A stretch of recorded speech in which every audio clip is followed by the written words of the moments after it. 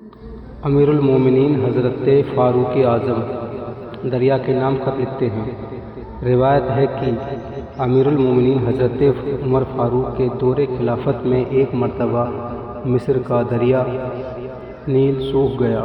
مصر کے رہنے والے لوگوں نے مصر کے گورنر عمرو بن عاص سے فریاد کی اور یہ کہا کہ مصر کی تمام تر پیداوار کا دار و مدار اسی دریا نیل کے پانی پر ہے۔ اے عامر، اب تک ہمارا یہ دستور رہا ہے کہ جب کبھی بھی یہ دریا سوکھ جاتا تھا تو ہم لوگ ایک خوبصورت کنواری لڑکی کو اس دریا میں زندہ دفن کر کے دریا کی بھیٹ چڑھایا کرتے تھے تو یہ دریا جاری ہو جایا کرتا تھا۔ اب ہم کیا کریں؟ گورنر نے جواب دیا کہ رسول اللہ صلی اللہ علیہ وسلم کا رحمت بھرا دین ہمارا اسلام ہرگز کبھی بھی اس سے رحمی اور ظالمانہ کام کی اجازت نہیں دے سکتا، اس لیے تم لوگ انتظار کرو، میں دربار خلافت میں خط لکھ کر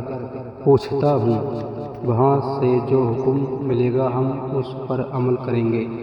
چنانچہ ایک قاصد گورنر کا خط لے کر مدینہ منورہ دربار خلافت میں حاضر ہوا۔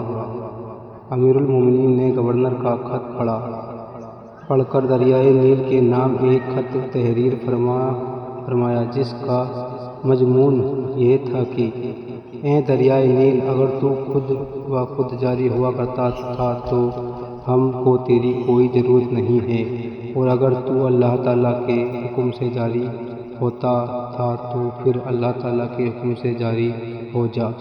امیر المومنین نے اس خط کو قاصد کے حوالے فرمایا اور حکم دیا کہ میرے اس خط کو دریائے نیل میں دفن کر دیا جائے۔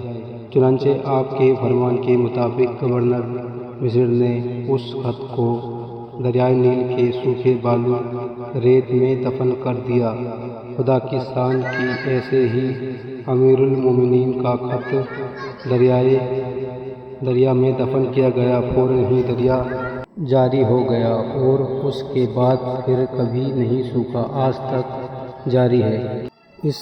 اس بیان کا تبصرہ: اس بیان سے معلوم ہوا کہ جس طرح ہوا پر امیر المومنین حضرت عمر فاروق کی حکومت تھی، اسی طرح دریاؤں کے پانیوں پر بھی آپ کی حکمرانی کا پرچم لہرا رہا تھا اور دریاؤں کی روانگی بھی آپ کی فرما بردار و خدمت گزار تھی۔ امیر المومنین حضرت فاروق اعظم دریا کے نام خط لکھتے ہیں۔ روایت ہے کہ امیر المومنین حضرت عمر فاروق کے دور خلافت میں ایک مرتبہ مصر کا دریا نیل سوکھ گیا۔ مصر کے رہنے والے لوگوں نے مصر کے گورنر عمرو بن عاص سے فریاد کی اور یہ کہا کہ مصر کی تمام تر پیداوار کا دار و مدار اسی دریا نیل کے پانی پر ہے۔ اے عامر، اب تک ہمارا یہ دستور رہا ہے کہ جب کبھی بھی یہ دریا سوکھ جاتا تھا تو ہم لوگ ایک خوبصورت کنواری لڑکی کو اس دریا میں زندہ دفن کر کے دریا کی بھیٹ چڑھایا کرتے تھے تو یہ دریا جاری ہو جایا کرتا تھا۔ اب ہم کیا کریں؟ گورنر نے جواب دیا کہ رسول اللہ صلی اللہ علیہ وسلم کا رحمت بھرا دین ہمارا اسلام ہرگز کبھی بھی اس